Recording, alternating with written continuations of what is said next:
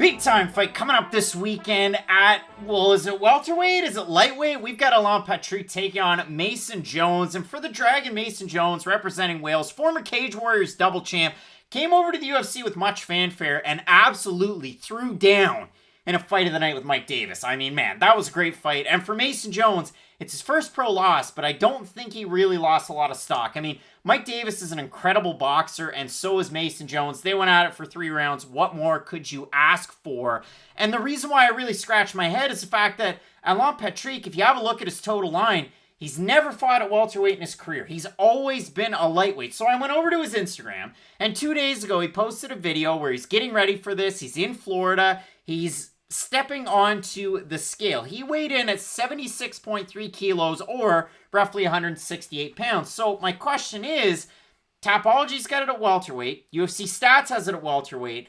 UFC has it at lightweight. It's all over the map. And the reason why I bring this up is the fact that for Mason Jones, much younger fighter, coming in here, just turned 26. For Alan Patrick, he's just a shade under 38. For Jones, he's been a double champ, 55-70. For Patrick, he spent his whole career 55. So listen, if it's at 155 pounds, Alan Patrick is going to cut, 13 pounds, roughly, to make it to fight day. Okay, that's fine. That's not totally out of the question.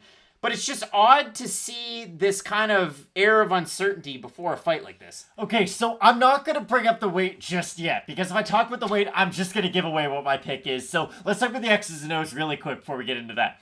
Mason Jones, this is a really interesting fight, because here's the thing. We talked a little bit before we started filming how there are a lot of fighters on this card who are coming off of losses looking to rebound, but these fighters are coming off very different kinds of losses, where Mason Jones, he lost his last fight, but I still feel like he's on the uptick. You know, I don't look at him and, Mason Jones' best days are behind him. I look at him and, he fought another really high-level prospect in his last fight, and it was a great fight. And honestly, that was one of those fights where at the end of it, if it was scored 30-27 either way, you could have understood the scorecard. And the really interesting thing about that fight, too, and we got to stop saying that, but for Mason Jones, he was training solely out of Wales for that camp, but we'd seen it in the past, even with Cage Warriors, had the presence of mind, being such a young fighter with such a big cap in terms of his talent, that he went over to train a Team Alpha Male.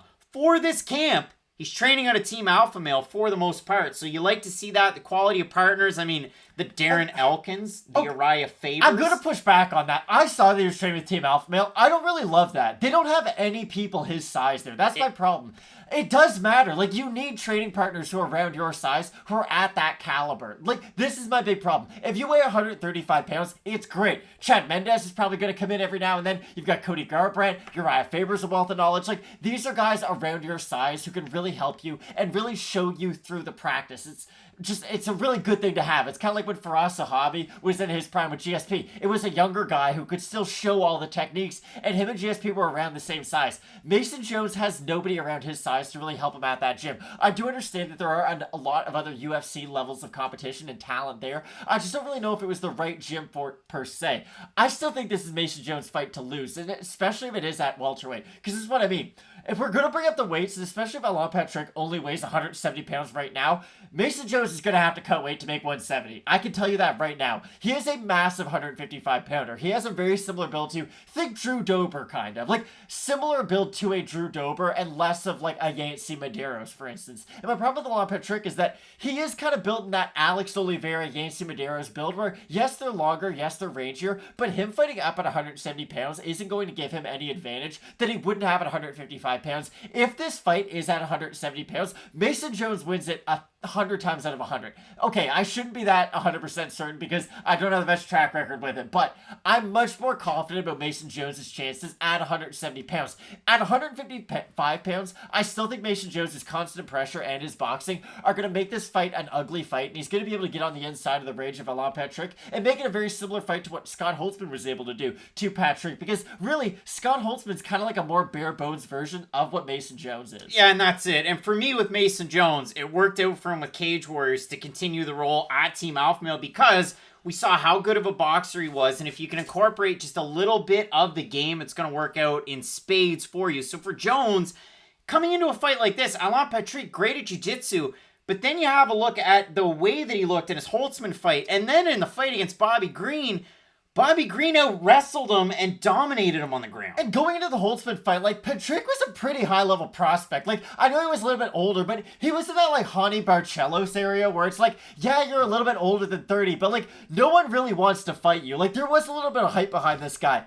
This is my problem, though. Scott Holtzman's an alright fighter, don't get me wrong, but, like, Scott Holtzman's a very basic version of what a wrestle boxer can be in MMA, and then you look at Mason Jones, he's a much younger, much more heavy-handed, and I'd say much more developed version of what Scott Holtzman even is, and he's only, 24 years old, so in Mason Jones, at 155 pounds, I really like him to win this fight, or 26 years, sorry. At 155 pounds, I really like Mason Jones, and if this fight is at 170, I really like him to win. I love Patrick open a plus 210 underdog. He's now at a plus 237. If we look at it for Mason Jones, open a minus 250 is a minus 302. And if we look over on Topology, not much of a surprise. 1,340 total votes. 87% Jones, 60% by knockout. Again, to me, this all comes down on, well, what weight class it's actually going to be at. We'll have the opportunity to look back at that on Question Mark Kicks Saturday, 2 hours before the prelims. But Matt, for me, I got to go with the Dragon representing Wales from Abertillery. I'm going with Mason Jones in this fight. Farlan Patrick, again, I like it. You're out of, Gracie Baja, Orlando, splitting time there, as well as with Sanford, but it's just tricky late in his career. Based on the last two performances we've seen, this isn't really the guy that fought Damir Hadzovic, and that win 3 years and 3 months ago. And that's going to be a trend on this card. We have quite a few fighters who haven't won in 2-3 years. They're up there in age. Can they turn back the clock? It's tough for me to go with the guy that hasn't looked good in his last number of fights, where Mason Jones loses one, but still gains stock. So I get Jones. No, I couldn't agree more. Mason Jones in his last performance, like, Mike Davis would have beat Alain Patrick too, you know? Like, if you lose to a guy like Mike Davis, especially the way that he did, he ate some bombs from Mike Davis, and he ate massive shots, and he had a really good gas tank in that fight too. Yes, he got tired as it went on, but both guys did. They had a crazy level of output. So I do like Mason Jones quite a bit, especially at 170, but I still like him even if this fight isn't lightweight. Matt, both of us going with Mason Jones to get the win. Can't wait for the fight. Two big heavyweight fights up at the top. You've got Augusto Sakai taking on Rozenstruik in the co-main event, Tybura and Walt Harris. Keep it locked in with Fight Night Picks, as we always say. Let's get into it.